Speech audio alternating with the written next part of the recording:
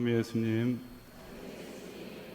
예, 참고 인내하니까 오늘 같은 날이 왔습니다. 예, 마지막이죠. 예. 처음에 이제 5월 30날부터 이제 시작을 했는데, 7월 4일까지 언제 이게 시간이 갈까? 매번 올라올 때마다 사실 좀 눈치를 많이 보고 옵니다. 공동체에. 왜 원장신부는 저렇게 집을 많이 비우는 걸까? 이렇게 생각하는 우리 형제들도 있기 때문에 왠지 제가 없으면 좀 불안한지, 근데 또 막상 없으면 또 좋아합니다. 예, 이 신비를 저는 잘 아직까지도 파악을 못하겠습니다. 예, 오늘 이제 1학기 그 종강하는 날인데, 예, 마지막 선물은, 제가 여러분들에게 드릴 수 있는 마지막 선물은 좀 일찍 끝나는 것이죠. 그래서 오늘은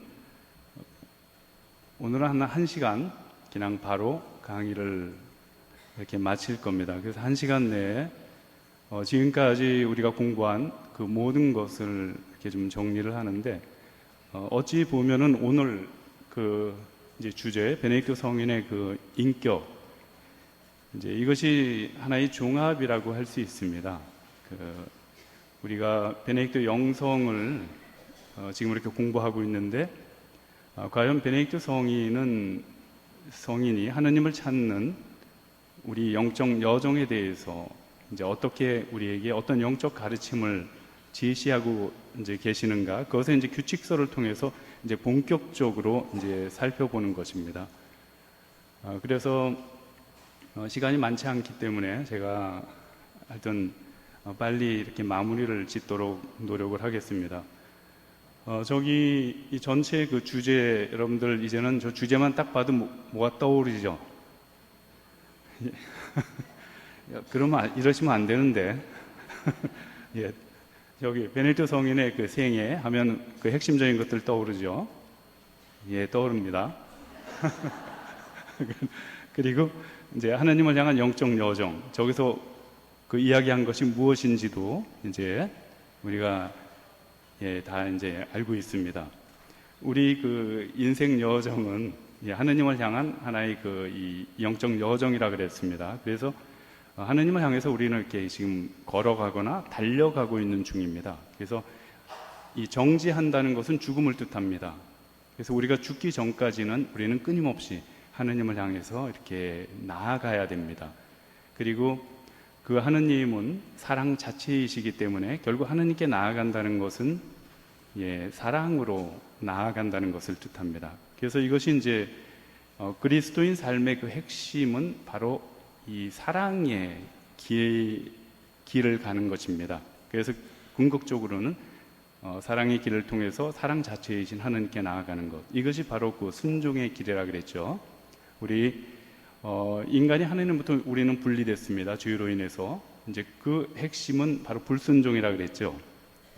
불순종에 반대되는 그 무기가 바로 순종이라 그랬습니다. 그래서 순종은 말씀을 듣고 그 들은 말씀을 실천하는 것이라 그랬고, 그 핵심에는 바로 하나님 말씀을 우리가 듣고 실천하는 것은 하나님 말씀의 핵심에는 사랑이 있다 그랬습니다. 그래서 결국 이 사랑을 실천하는 그 길이 바로 순종의 길이라 그랬습니다. 그래서 결국 우리 그리스도인의 그 영적 여정은 아주 명약관화합니다. 우리가 어느 길로 가야 되는지 결국 이 사랑밖에 없는 것입니다. 이제 사랑의 길을 가기 위해서 만만하지가 않습니다. 사랑은 이제 그 이유를 제가 말씀을 드렸죠. 그리스도교적인 사랑은 이 세속적인 사랑과는 근본적으로 다르기 때문에, 그래서 힘이 드는 것입니다. 땀이 필요하고 또 하나님의 도우심과 그분의 은총이 필요한 것입니다. 그래서 우리가 가는 이 여정은 우리가 이렇게 가는 것 같지만은 결국 하나님께서 당신 성령을 통해서 우리를 그리스도를 따르도록 이렇게 인도하시는 여정이라고 그랬습니다. 그리스도를 따를 때만이 우리는 하나님께 갈 수 있습니다. 그리스도는 영원한 생명으로 나아가는 진리의 길이기 때문에. 그래서 그리스도인이라고 하는 것은 바로 그리스도 추종자라고 말씀드렸죠. 그리스도를 우리는 따라가는 제자들입니다. 그래서 제자는 스승의 삶과 스승의 인격을 본받는 사람들입니다. 그리고 제자는 듣는 자입니다.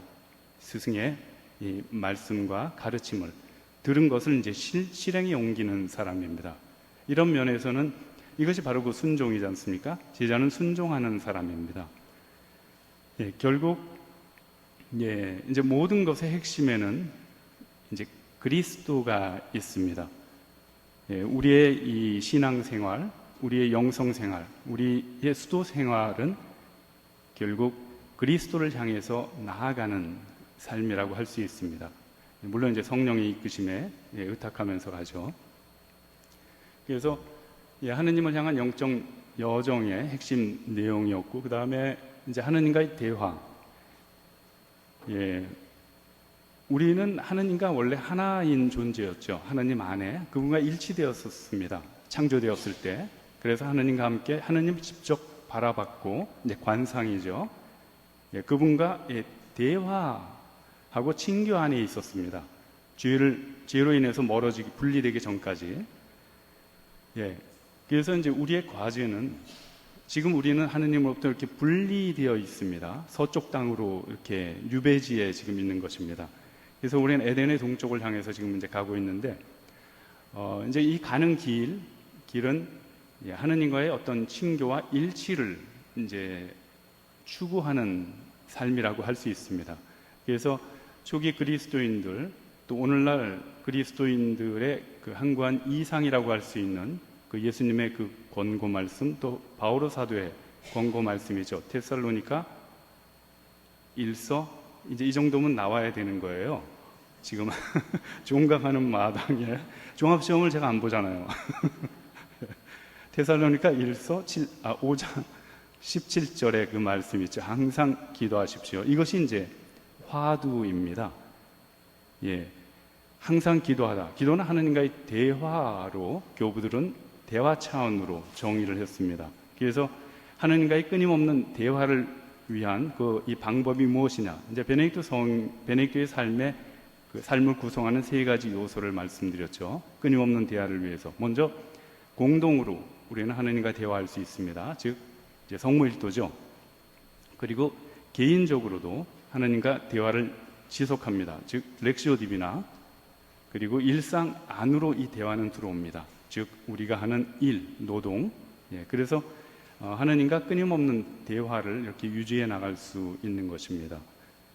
그리고 지난 시간에는 결국 이제 관건은 우리는 하느님과의 관계를 회복하고 하느님을 사랑하고 싶고 하지만은 결국 모든 것은 어디서 걸려 넘어지냐면 인간관계입니다. 인간관계에서 다 넘어집니다.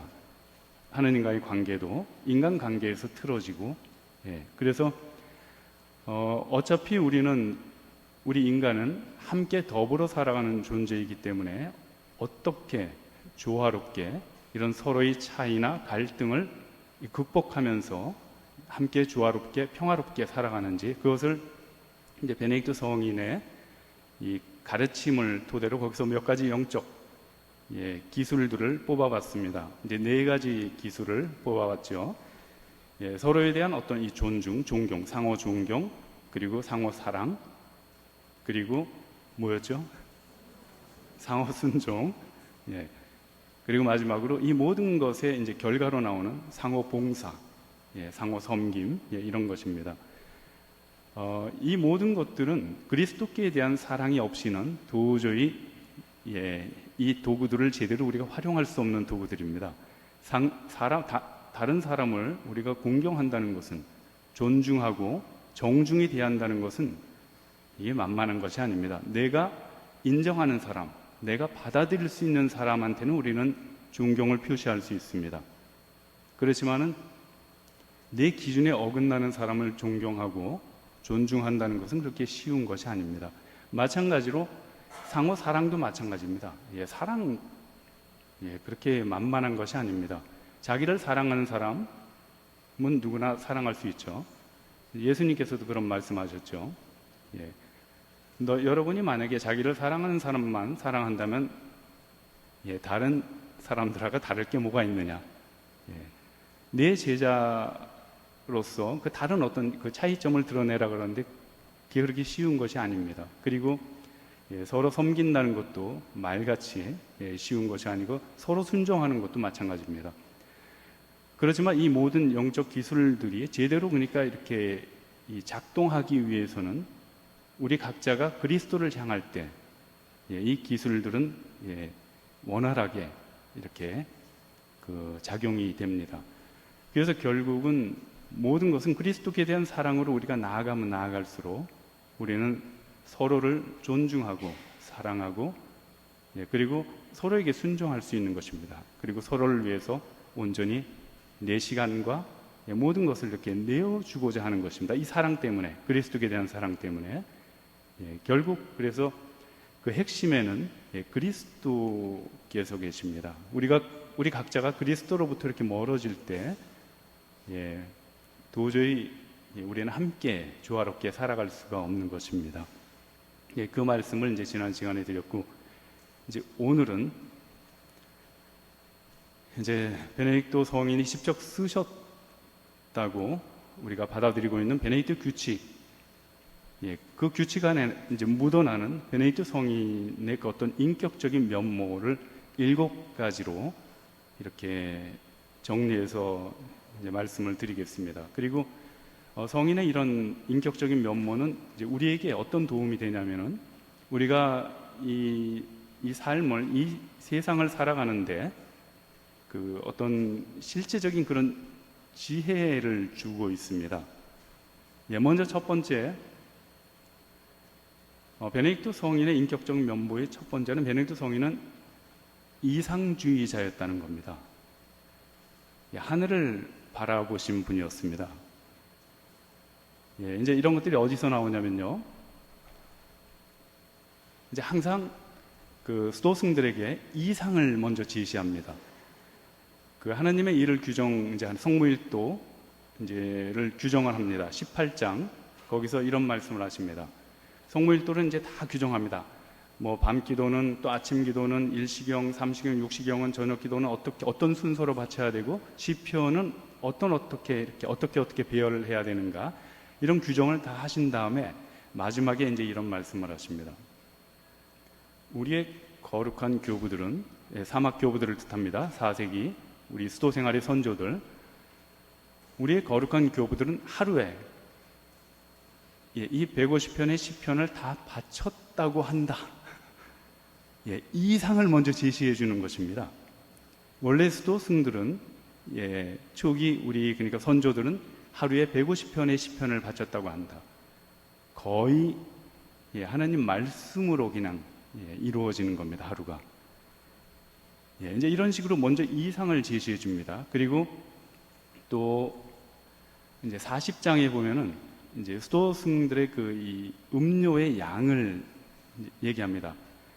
그러면서 이런 말씀을 하십니다. 술은, 포도주는 수도승에게 합당하지 않다. 사막교부 포이멘 아빠의 이 말씀을 그대로 인용합니다. 술은 수도승에게 합당하지 않다 그럽니다. 이것도 이상입니다. 이상입니다. 술을 안 마시는 것이 제일 바람직하다, 이런 이상을 제시하는 겁니다. 그리고 또 이제 49장에서 이런 말씀을 하십니다. 49장은 사순절을 이제 어떻게 지내야 되는지, 수도승들이 사순시기를 이제 거기에 대해서 규정하는 장인데요. 1절에서 먼저 이런 얘기를 합니다. 수도승의 생활은 언제나 사순시기 같아야 되겠지만, 너무 잔인하죠. 만약 이렇게 산다면. 이거 이상입니다. 사순시기 같아야 되겠지만, 이렇게 먼저 이상을 제시하고, 그리고 또 이제 35장은 주간, 그러니까 일주마다 이렇게 식탁 봉사자가 이렇게 돌아가면서 식탁 봉사를 합니다. 형제들이. 이제 주간 식탁 봉사자에 대해서 얘기를 하면서 이제 먼저 이상을 얘기합니다. 형제들은 서로 봉사해야 된다. 모든 형제는 서로 봉사해야 된다 그럽니다. 이런 것들이 이제 이상입니다. 그리고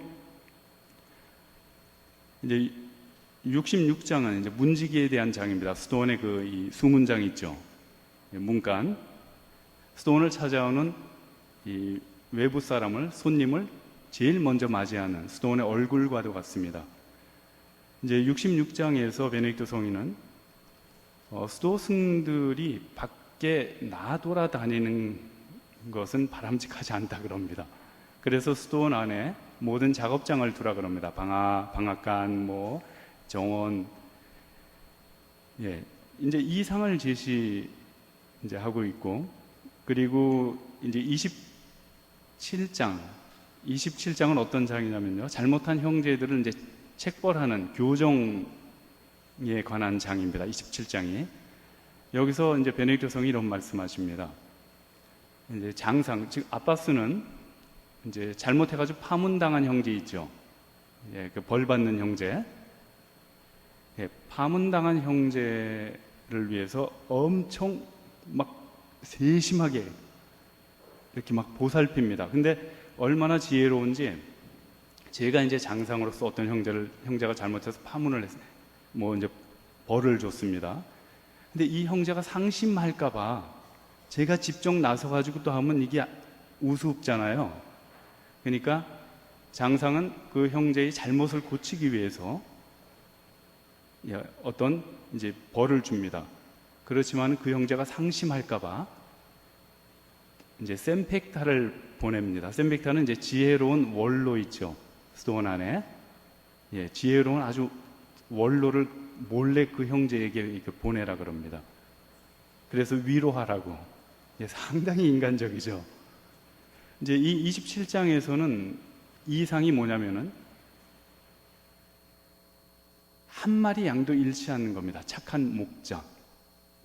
아빠스는 착한 목자처럼 한 마리 양도 잃지 않게 해서 노심초사하라고 이렇게 얘기를 합니다. 이것이 이상입니다.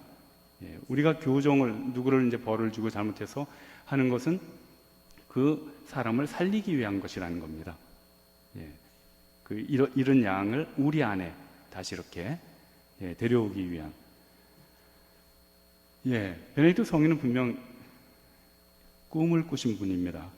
그렇다고 이 현실 감각이 없는 꿈쟁이가 아니었습니다. 이제 두 번째 면모가 나옵니다. 만약에 우리가 이렇게 꿈만 꾸지 않습니까? 이상만 가지고 있으면은 이것은 진짜 위험합니다. 어떤 사람들, 그런 사람들 있죠. 이상이 높아요. 이제 현실하고 안 맞는 겁니다. 그래서 항상 시선은 하늘을 향해 있지만은 이 발은 공중에 떠 있는 경우가 있습니다. 이것은 아주 위험합니다. 왜? 떨어집니다. 이제 두 번째 면모는 현실주의적인 면모입니다. 아주 현실주의적이었습니다. 항상 먼저 이상을 제시하지만은, 근데 이 이상으로 나아가기 위해서 어디서 시작하느냐? 지금 여기 이 자리. 좀 전에 그 이상을 말씀드렸죠. 18장에서 우리의 거룩한 교부들은 하루에 이 150편, 10편을 다 바쳤다고 한다. 이것이 이제 이상입니다. 우리가 앞으로 노력해 나가야 되는. 그렇지만 게으른 우리는 적어도 한 주간에 이 150편의 10편을 바치도록 하자. 이런 식으로 타협을 하는 겁니다. 우리의 현실부터 시작하는 겁니다. 상당히 매력적인 분이었습니다. 그리고 이제 이 술에 대해서도 술은 수도승에게 합당하지 않다. 그러나 우리 시대의 수도승들에게는 납득시킬 수 없기 때문에 하루에 한 해미나로 합의하도록 하자, 타협하도록 하자. 멋지지 않아요? 포도주 하루에 한 해미나면 이제 해미나는 이제 고대 도량형입니다. 정확히는 알 수 없지만은 대개 오늘날의 도량형으로 이렇게 환산하면은 한 250cc에서 한 500cc 그 사이입니다. 그럼 포도주 하루에 250에서 500cc. 이 정도면 수도 생활도 참 괜찮습니다. 근데 그렇게 많은 것도 아니에요. 250에서 500은. 왜냐면은 이제 지중해 문화권이지 않습니까? 이탈리아. 여기서는 이 식초를 먹어야 됩니다.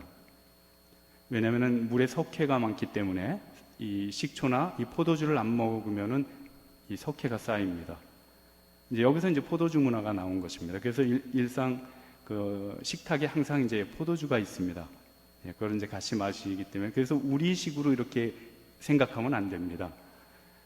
어쨌든 그 이제 술들을 많이 마셨나 봅니다. 그 핑계 대고 그래서 베네딕토 성인은 술은 수도승에게 합당하지 않다.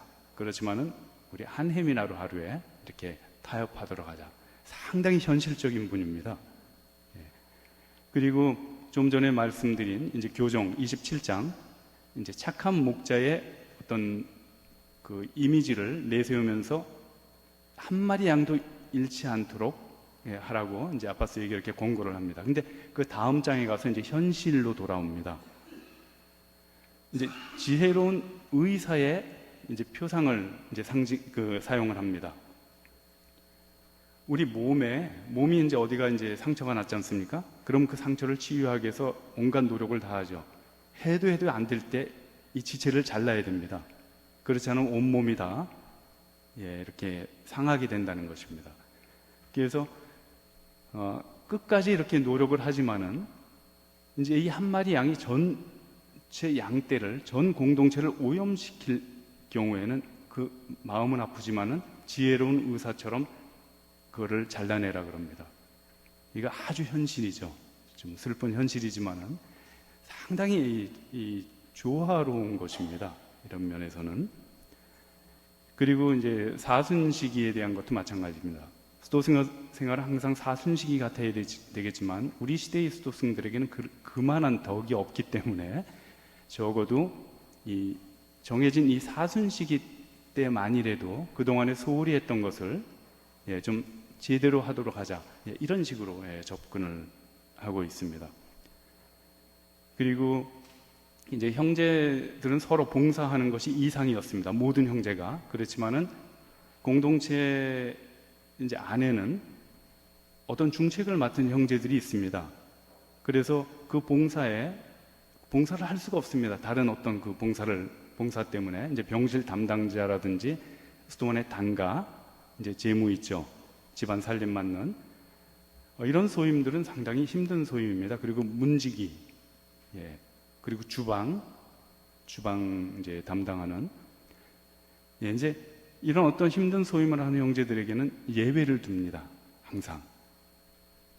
이제 이런 것이 자칫 잘못하면 우리가 이제 살아가면서 우린 원칙을 이제 정하지 않습니까? 원칙을 정합니다. 그리고 모두가 이 원칙에 들어와야 된다고 우리는 생각을 합니다. 근데 인간의 삶은 그렇지 않습니다. 우리 인간은 유기체이고 다 상황이 있습니다.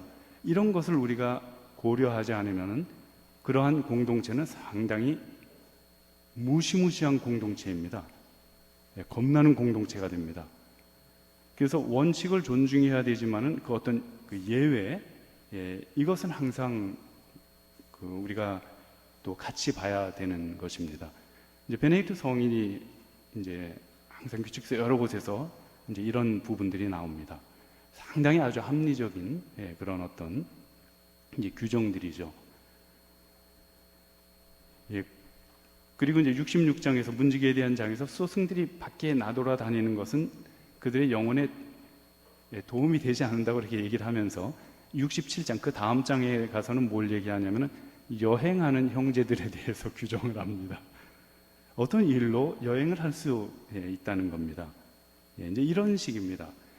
이제 이런 것들을 통해서 우리는 베네딕토 성인은 진짜 이상을 놓지 않았던 분이다.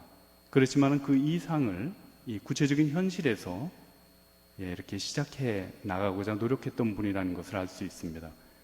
그래서 이상과 현실을 항상 현실 사이에는 간극이 있습니다. 너무나 자연스러운 것입니다. 그래서 우리 모든 인간은 각자 이중성을 경험합니다. 내 자신 안에서도 이중성을 경험합니다. 그리고 우리 공동체, 어디서나 우리는 이중성을 경험하는데 이것은 너무나 자연스러운 것입니다. 우리가 인간이기 때문에 이런 이중성, 왜냐하면 우리 이상이 있습니다. 그렇지만 나의 현실이 있고 우리의 현실은 항상 이상과 일치하지 않습니다. 이거 일치할 수가 없습니다. 단지 우리가 가는 이 여정은 이런 이중성 있죠. 이 간격, 이것을 점차 좁혀나가는 그런 여정입니다.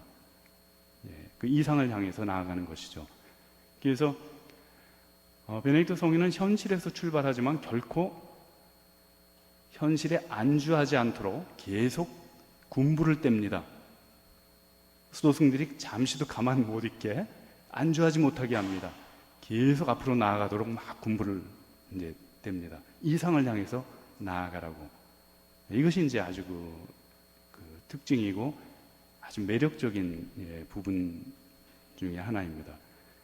그래서 살아가면서 이제 그러죠. 세월이 가면서 우리의 이 순수했던 마음, 그리고 우리의 열정은 점차 식어가고 우리의 순수했던 마음은 점차 이렇게 이제 더럽혀진다 그러죠.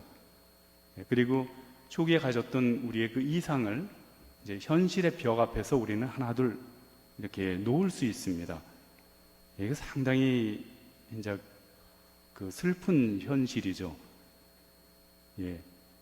우리가 이상을 놓는다면 우리가 살아가는 이 삶은 그렇게 그 의미가 없습니다. 항상 우리 그리스도인으로서의 이상, 또 우리 개인의 그 이상이 있는데 이런 것들을 우리는 끝까지 이상을 놓아서는 안 됩니다. 그것은 우리의 그 삶의 하나의 방향과 목표를 이렇게 제시해 주는 것입니다.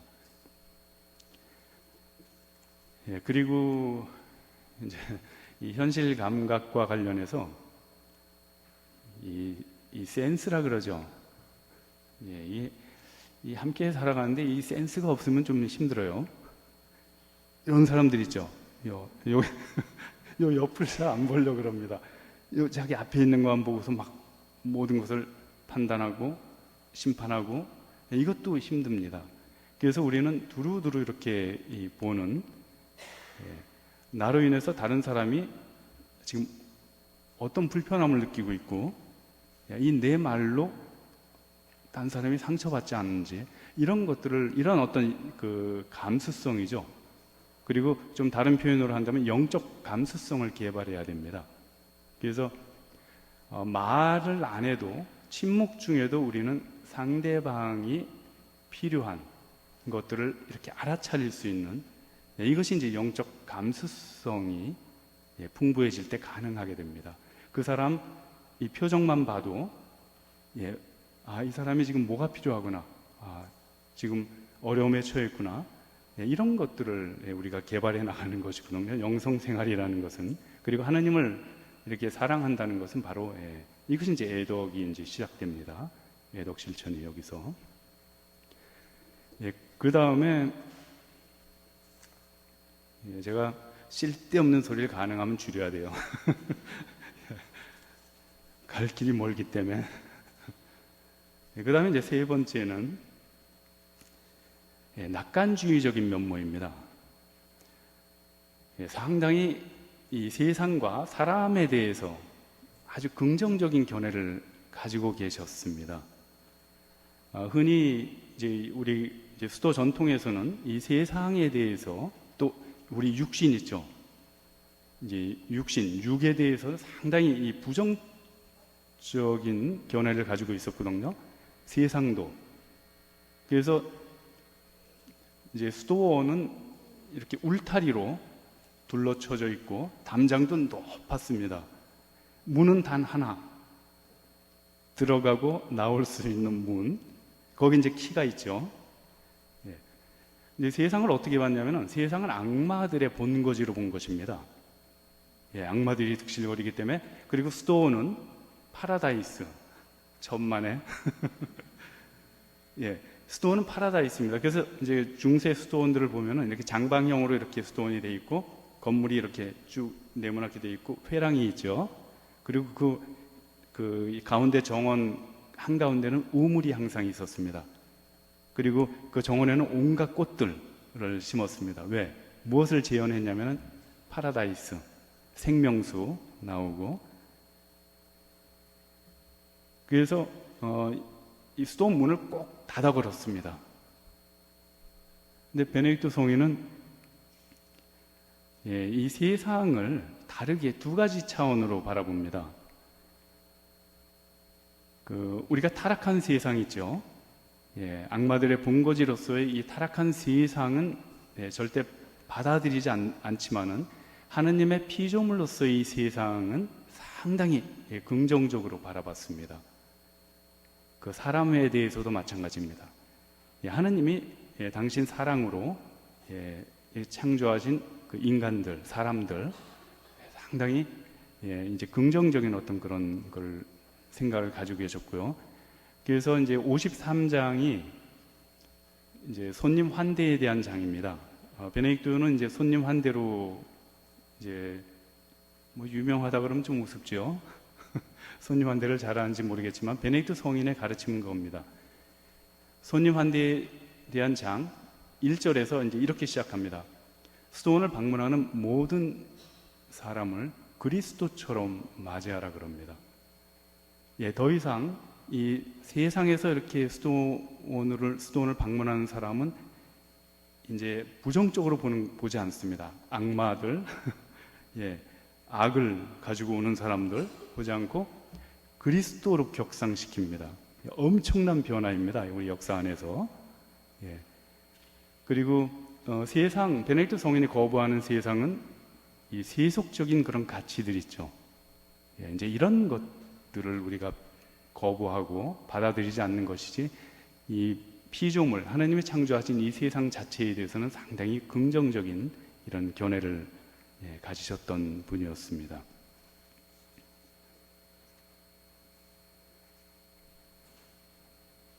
그리고 이제 4장에는 이제 착한 일의 도구들에 대한 온갖 착한 일의 도구들이 이제 이런 네 가지, 이런 네 가지의 착한 일의 도구들이 제시됩니다. 이제 거기 보면 4장 10절에 그 10번째 이 착한 일의 도구는 뭐라고 얘기하냐면은 이제 호노라레 옴네스라 그럽니다. 호노라레 공경하라, 옴네스 모든 사람을.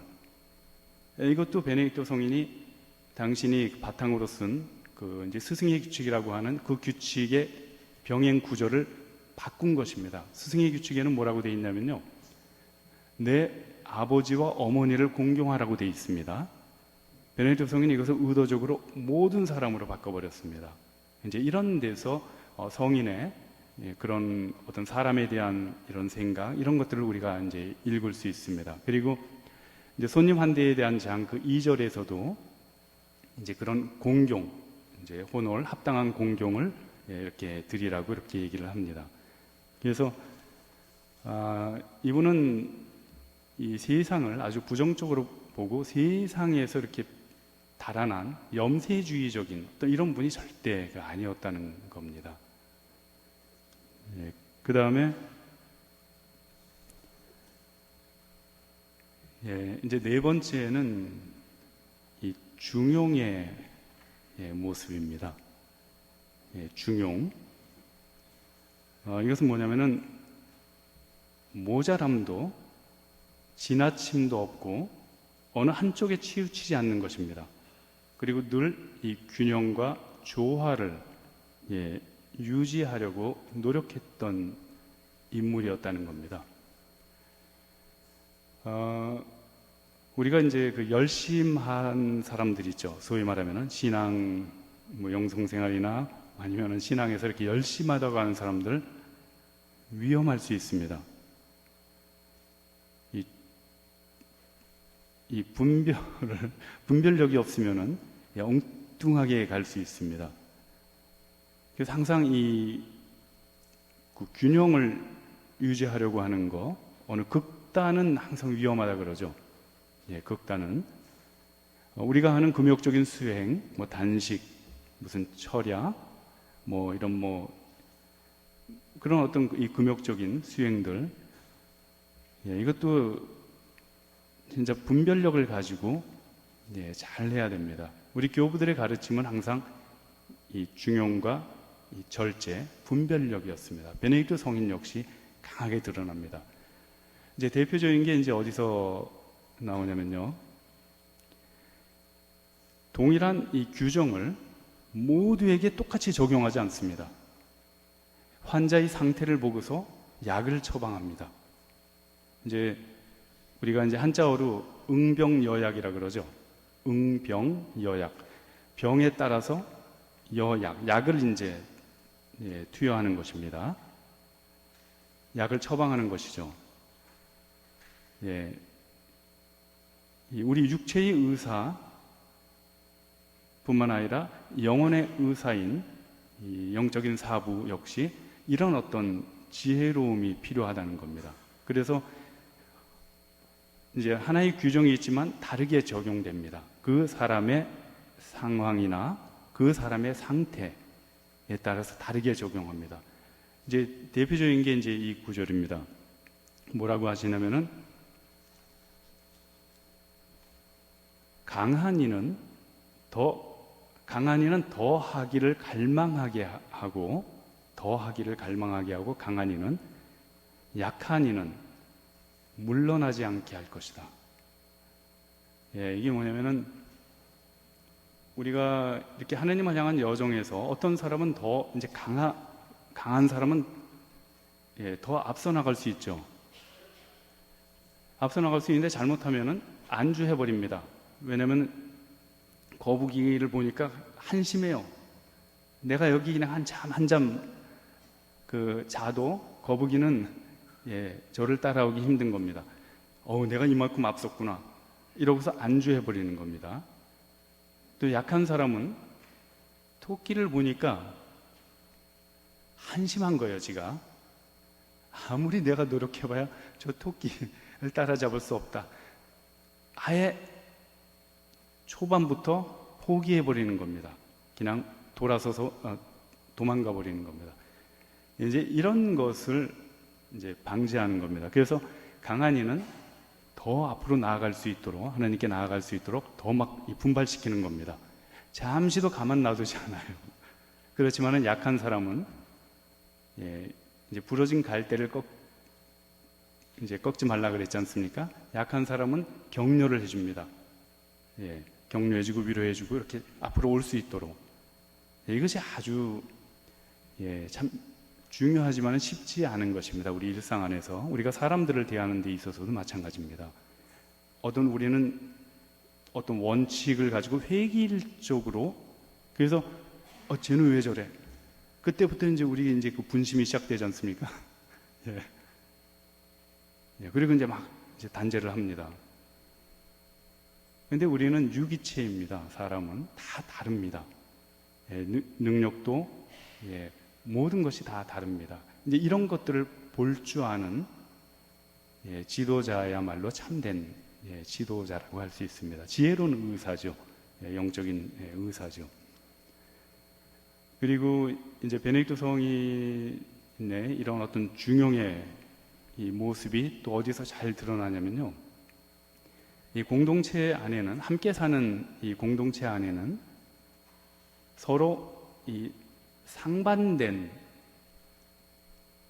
입장에 있는 사람들이 있습니다. 그렇죠?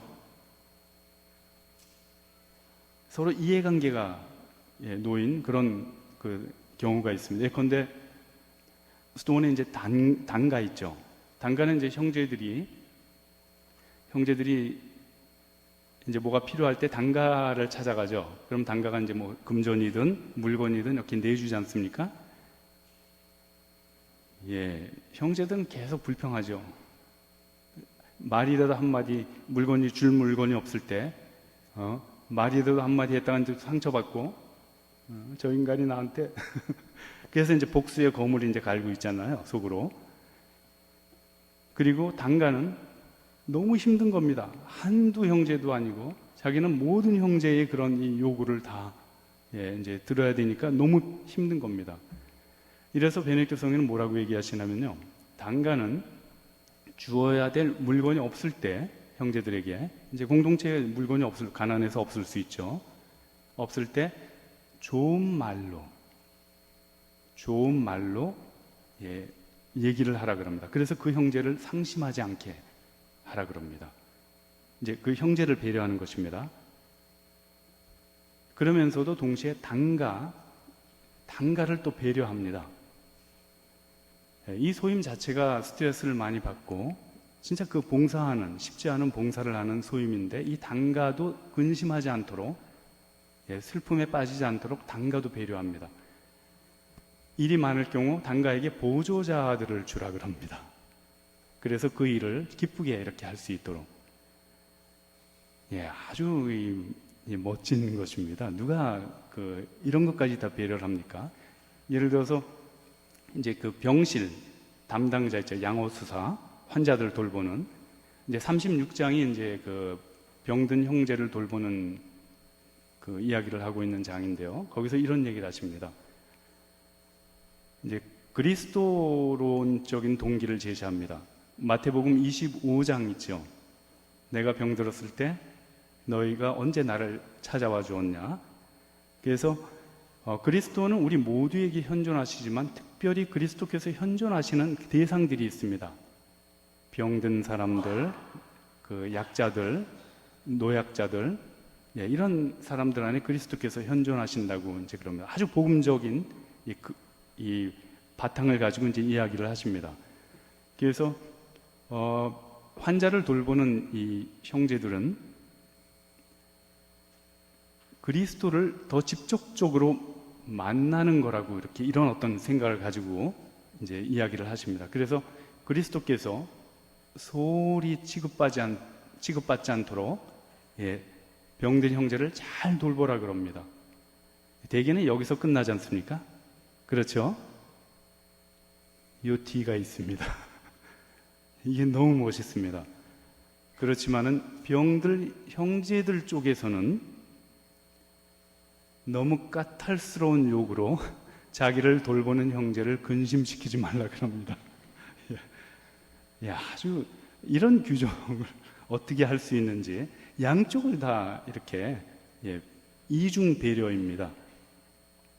그래서 자칫 우리가 살아가면서 어떤 이제 한쪽을 볼 수 있습니다. 한쪽만을. 그리고 이제 그 한쪽을 보고서 이제 어떤 무엇을 할 수 있는데 항상 이 반대쪽, 다른 이 상반된 입장에 있는 이런 것들을 함께 고려해야 된다는 이런 겁니다. 그래서 성인의 이런 어떤 이 중용의 모습, 여기서 뭐가 나오냐면요, 이제 융통성이 나옵니다. 그리고 개방성이 나오고, 베네딕트 규칙은 열려있는 규칙입니다. 아주 열려 있습니다. 그래서 1500년이 지난 오늘날까지도 이렇게 살아 숨쉬고 있습니다. 그 열려있는 게 어디냐면은 이제 55장에서 수도승들의 의복에 대해서 규정을 합니다. 이제 수도복이죠. 의복에 대해서 이제 규정을 하는데 이런 말씀을 하십니다. 색상과 재질, 모양 이런 거를 규정하지 않습니다.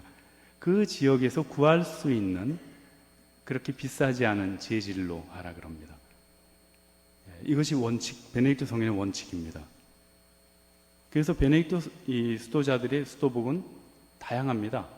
검정색도 있고, 아프리카 쪽에는 덥지 않습니까? 그러니까 흰색도 있고, 또 저 멕시코 쪽이나 이런 데는 또 청색도 있습니다. 이렇게 열려 있는 것입니다. 이것이 특징이에요. 그리고 이제 또 더 기가 막힌 건 뭐냐면요. 베네딕트 규칙이 머리말하고 73장까지로 되어 있지 않습니까? 근데 73장은 맺은 말과 같습니다. 72장까지 당신 이제 규칙을 다 제정한 다음에 73장 가가지고 마지막 장 가가지고 그걸 뭐라 그러죠? 이 김을 뺀다 그러나요? 완전히 김 뺍니다. 당신 규칙을 상대화시킵니다. 보통 이제 규칙 제정자들은 자기 규칙을 다 지킨 다음에 마지막에 하는 말이 당부말이 아들들이여 여러분은 이 규칙을 뭐 생명의 규칙처럼 여기서 잘 준수하라고 이렇게 이제 당부를 하죠. 베네딕토 성인은 어떻게 자기 규칙을 상대화시키냐면은 이 규칙은 초보자를 위한 최소한의 것에 불과하다. 그러니 이 규칙을 다 지켰다고 여기에 만족하지 마라.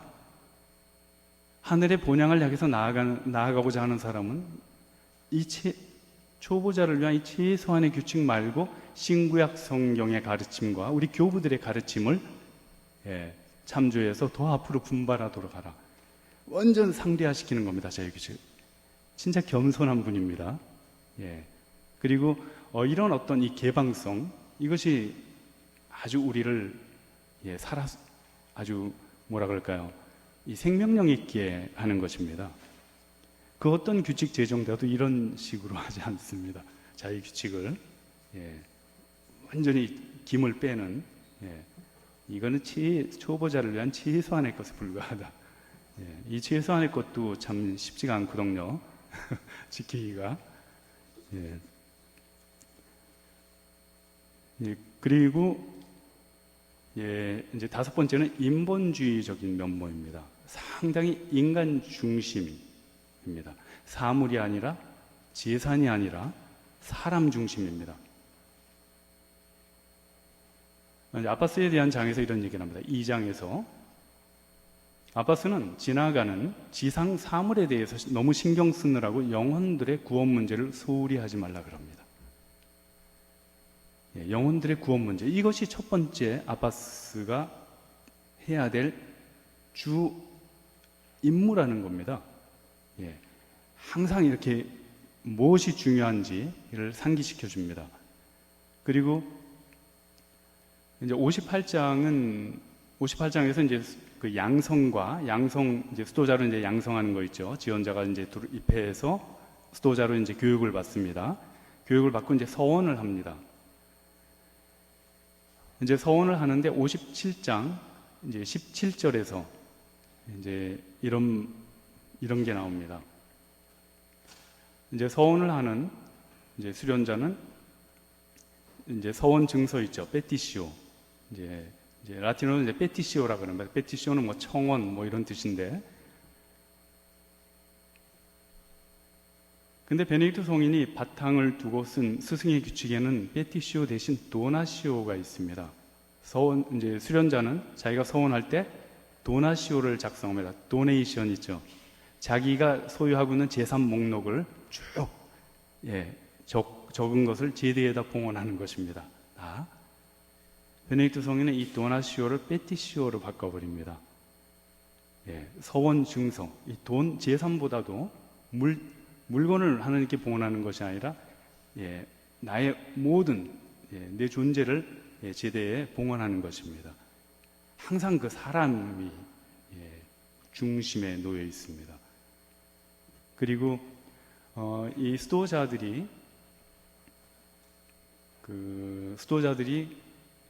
이제 근심하는 거 있죠. 우리가 살다 보면 근심에 빠질 수 있죠. 뭐가 잘 안 되고 할 때 이런 것을 두고 보지 못하는, 이런 막 노심초사하는, 그래서 수도원 안에서 누구도 근심하지 말라고 계속 이런 얘기를 하십니다. 규칙서 이 전체를 볼 때 이 뜨리스타레 혹은 꼰뜨리스타레, 라틴어 이제 동사입니다. 이제 근심하다, 슬픔에 빠지다. 논 뜨리스타레, 슬픔에 빠지지 않게 하라. 이 동사가 엄청 많이 나옵니다. 그래서 항상 이 형제들이 어디 근심에 빠질까, 슬픔에 빠질까, 이렇게 노심초사하고 이렇게 보살피는, 어찌 보면은 상당히 인간에 대한 이해라든지, 인간의 그 약함, 이런 것들에 대한 이해가 상당히 많았던 분이었던 것이 이렇게 드러납니다. 그리고 심지어는 이제 시간 전례를 규정하면서, 하나님의 일을 규정하면서 이런 얘기까지 합니다. 이제 밤기도, 밤에 한밤중에 보통 일어나죠. 수도자들이 일어나서 이제 밤기도가 끝나고 이제 아침 기도를 또 이제 바치지 않습니까? 아침 기도는 보통 해가 떠오를 때 바칩니다. 정의의 태양이신 그리스도의 부활을 상징하는 겁니다. 이제 여름철에는 밤기도와 아침기도 사이에 시간이 짧습니다. 왜? 해가 일찍 뜨니까. 겨울철은 좀 시간이 길죠. 해가 늦게 뜨니까 시간이 많습니다. 간격이 밤기도와 아침기도 사이에. 여기에 대한 규정이 다릅니다. 예, 겨울철에는 뭐를 배려하냐면은 그 중간 시간에 밤기도와 아침기도 그 사이에 중간 시간에 시편을 공부할 필요가 있는 형제들은 시편을 공부하고, 예, 이런 규정을 하지만은, 그러나 여름철에는 뭐를 배려하시는지 압니까? 생리적인 필요가 있는 형제들은 예, 시간이 짧지 않습니까? 화장실에 갔다 오라는 겁니다. 이렇게 세심해요. 예, 이런 규정을 예, 상당히 자상하고 아주 형제들에 대해서, 사람에 대해서 이해하려고 노력하고 이랬던 분이라는 것이 드러납니다. 이런 건조한 이 규정들을 통해서. 예.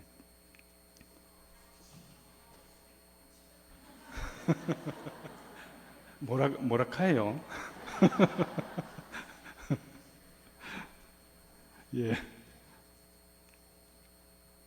그래서 항상 이 강조점은 사물이 아닌 인간이었다는 것, 사람이었다는 것. 그리고 이제 여섯 번째는 전통주의자였습니다. 우리가 전통주의자를 이제 부정적인 의미로 또 받아들일 수 있는데요. 이 부정적인 의미의 전통주의자는 이겁니다. 전통을 고수하는 겁니다. 우리 그런 경우 있죠. 예, 전통. 이것이 가톨릭의 전통이야. 근데 그 전통을 보니까, 그 사람이 주장하는 전통을 보니까 100년, 200년밖에 안 돼요. 가톨릭이 그 정도밖에 안 됐나? 예, 가톨릭의 전통은 2000년인데, 예. 근데 이런 식으로 주장하는 전통주의자들이 있어. 트리엔트 공의회, 예, 제2차 바티칸 공의회를 거부하는 부류들이 있습니다. 르페브르, 이제 프랑스의 이제 르페브르 주교가 그랬고, 이제 극단주의자들이 있습니다. 베네딕토 성인은 이 전통주의자라는 이 의미는 뭐냐면은 이 성경과 이 교부들의 이 전통을 바탕으로 합니다. 뭔가 당신이 새로운 것을 이렇게 시도하려 하지 않았습니다. 우리 성경과 교부들 또 수도 전통을 바탕으로 자기 가르침을 펴나가지만은 여기서 끝나면 안 됩니다. 단순히 전통을 반복했다면 별 의미가 없습니다. 성인의 특징은 전통의 토대를 두고 있지만은 이것을 구체적인 상황에 지금 현재에 맞게 재적용을 했다는 겁니다. 이것이 이제 아주 매력적인 부분입니다. 단순히 전통을 앵무새처럼 반복하는 사람이 아니었다는 겁니다. 성경과 교부들의 전통에 깊게 뿌리를 두고 있지만 구체적인 상황에 또 자신의 어떤 이 경험 있죠. 체험을 바탕으로 해서 재적용했다 그럽니다. 그래서 베네딕토 규칙을 뭐라고 표현하냐면요. 심지어 동서방의 모든 전통이 녹아있는 용광로라고까지 표현을 합니다. 베네딕토 규칙은.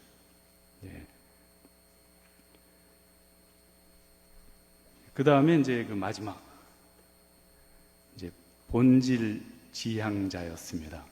제가 아주 좋아하는 이 면모 중에 하나입니다. 이게 뭐냐면은 성인은 우리 삶의 이 목표, 이상,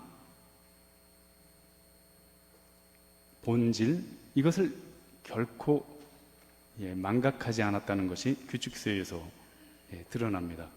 이제 대표적인 게 그거죠. 71장까지 이제 규칙을 강조합니다. 항상 규칙이 모든 사람 위에 있습니다. 이제 1장, 네 종류의 수도승들에 대해서 1장에서 얘기하지 않습니까? 네 종류의. 거기서 첫 번째 종류에는 이제 함께 사는 회의 수도자들, 공동생활을 하는 이제 수도자들에 대해서 이렇게 정의합니다. 1장 2절에서 수도원 안에서 살며 규칙과 아바스 밑에서 분투하는 자들이다.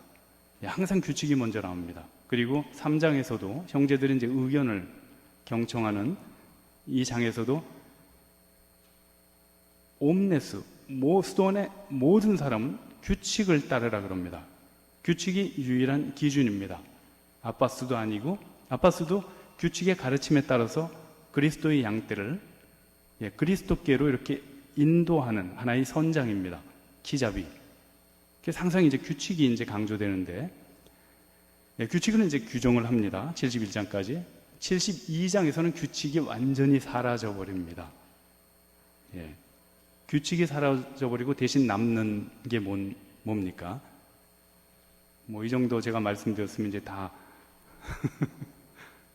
종합시험 봤으면 어찌할 뻔했을까요? 사랑과 공동체가 남습니다. 72장에서는. 그 72장은 이제 제목은 수도승들이 가져야 되는 좋은 열정에 대해서 이야기하고 있거든요. 상당히 아름다운 장입니다.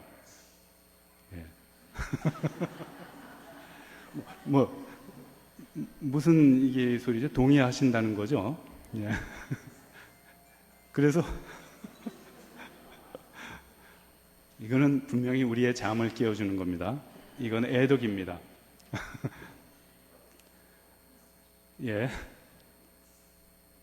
무슨 말씀드렸죠? 저도 알아요.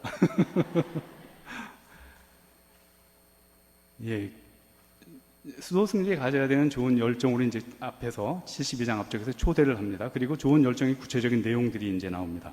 이제 그 내용은 첫째 형제들에 대한 사랑이 나오고, 그 다음에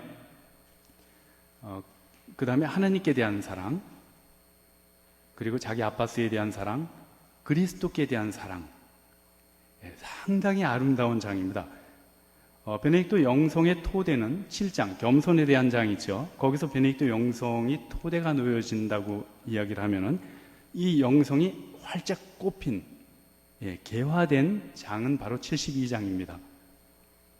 베네딕토 규칙 72장. 72장에서도 백미는 몇 절이냐면은 11절입니다. 이제 이런 표현이 나옵니다. 아무것도 그리스도보다 더 낮게 여기지 말라 그럽니다. 그리스도 앞에 두지 말라 그럽니다. 아무것도. 강한 그리스도 중심성이 72장 11절에 나옵니다. 모든 것은 이 절로 모아집니다. 그래서 베네딕토 규칙은 아주 강한 그리스도 중심, 어느 규칙이나 다 마찬가지겠지만은 특히 베네딕토 영성은 72장 11절에서 완전히 활짝 꼽히게 됩니다. 아무것도 그리스도보다 더 선호하지 말라. 제가 이 공동생활을 위한 기술, 거기서도 말씀드렸죠. 이 공동체 영성의 핵심에는 그리스도는 공동체 구성 원리이자 공동체 일치의 원리라고 말씀드렸죠. 지난 시간에. 그리스도입니다. 그리스도는 영원한 생명으로 나아가는 진리의 길이기 때문에 우리는 그리스도를 따르는 사람들, 즉 그리스도인들입니다. 그래서 우리의 이제 과제는 우리의 스승의 이 삶, 그리고 스승의 인격을 우리는 본받는 사람들입니다. 그리고 스승의 가르침을 우리가 실천할 때 우리는 우리 모두의 궁극적인 이 목표인 갈망인 그 사랑 자체이신 이 하나님께 나아간다는 것입니다. 그리고 72장 11절에서 이제 아무것도 그리스도께 대한 사랑보다 더 낮게 여기지 말라 하면서 12절에서 이제 결론이 나옵니다. 그리스도께서는 우리를 모두 다 함께, 이제 파리텔이라고 하는 이제 라틴어 부사가 나옵니다. 파리텔. 함께. 우리를 다 함께 영원한 생명으로 인도하실 것이다. 상당히 아름답습니다. 공동체는 공동 운명체입니다. 우리는 한 배를 탄 것입니다. 공동체는. 그래서 공동체 안에서 성질이 급한 사람도 있죠. 이제 배를 생각하십시오. 배를 이제 타고 하나의 이제 그 목적지를 향해서 우리는 항해를 하고 있는 겁니다. 하나님을 향해서. 근데 이 배 안에는 성질이 너무 급한 사람이 있습니다. 또 성질이 너무 느긋한 사람도 있습니다. 뻐득이는 겁니다. 이 배가 왜 이렇게 빨리 가? 그래서 막 가려고 막 뒤로 갑니다. 뒤로 가다가 어찌 됩니까? 빠지잖아요. 버팅기면은. 성질 급한 사람은 너무 더딘 겁니다. 혼자 막 앞으로 달려갑니다. 앞쪽으로 빠져요. 예, 공동체는 공동 운명체입니다. 우리가 이 하나님을 향해서 그리스도를 이렇게 우리가 따라서 이렇게 가지만은 결국 우리는 함께 간다는 것입니다. 이것이 바로 공동체라는 것입니다. 그래서 공동체 안에는 아픈 지체도 있고 건강한 지체도 있고 또 뭐 다양한 그런 어떤 지체들이 있지만은 우리는 결국 그리스도께서는 우리 모두를 하나하나가 아니라 우리 모두를 다 함께 하나님께로 인도해 가신다는 상당히 아름다운 구절입니다. 그래서 베네딕토 성인은 이 어떤 이 본질이 무엇인가 이제 대표적인 게 이제 이런 구절이 있습니다. 수도원에서 이제 성당에서 멀리 떨어져서 일하는 형제들 있죠. 이제 뭐 밭이나 그래서 이제 시간경 종이 쳤는데 성당에 오기 너무 이제 촉박한 경우가 있습니다. 이럴 경우에 이제 뭐라고 얘기를 하시냐면은 스승의 규칙에서는 이렇게 얘기합니다. 성당에서 멀리 떨어져 있는 형제들, 멀리 떨어져서 일하고 있는 형제들이 시간경 이게 종이 울리면은 그 기준이 50보입니다. 스승의 규칙에는 50보가 기준이고 50보 이상 떨어지는 형제들은 감면이 됩니다. 시간전례가 50보 이내에서 일하는 형제들은 성당으로 오라 그럽니다. 이게 얼마나 우스워요? 롱다리, 숏다리가 다르고 근데 베네딕토 성인은 이것을 어떻게 이제 하시냐면은 그거 다 필요 없고 그 자리에서 할 수 있는 대로 하라 그럽니다. 상당히 베네딕토 성인에게 중요한 것은 어디서 바치는 것이 아니라 하나님의 시간 전례를 바치는 그 자체입니다. 이 본질입니다. 예를 들면은 이런 것입니다. 아이고 시간이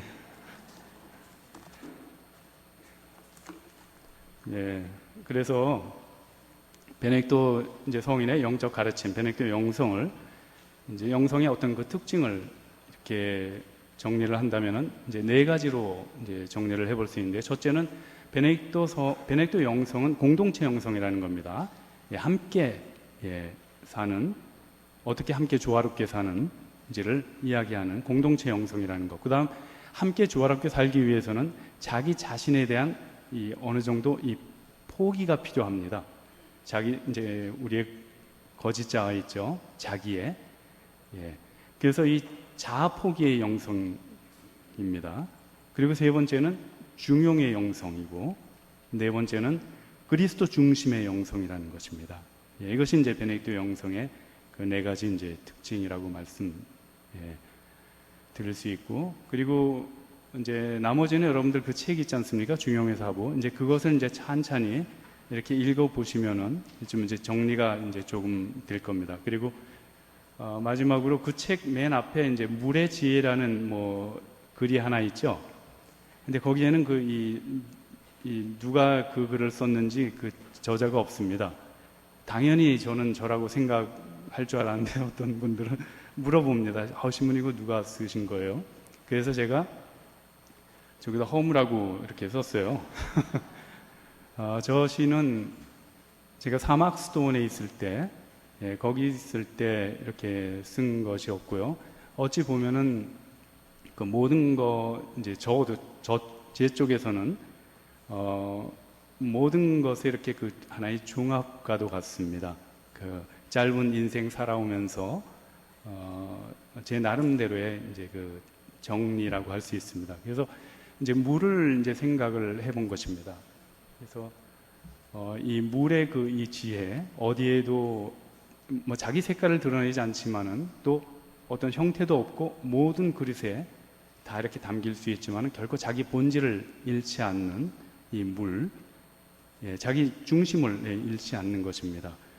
그렇지만 물이 가는 곳에는 항상 이 생명을 이렇게 생명을 낳는, 그래서 나중에 이제 천천히 한번 여러분들 그 책에 있는 것을 읽어보시고, 결국 저기에 아래로 흐른다는 거 있죠. 우리 그리스도인의 겸손, 이제 그것을 얘기합니다.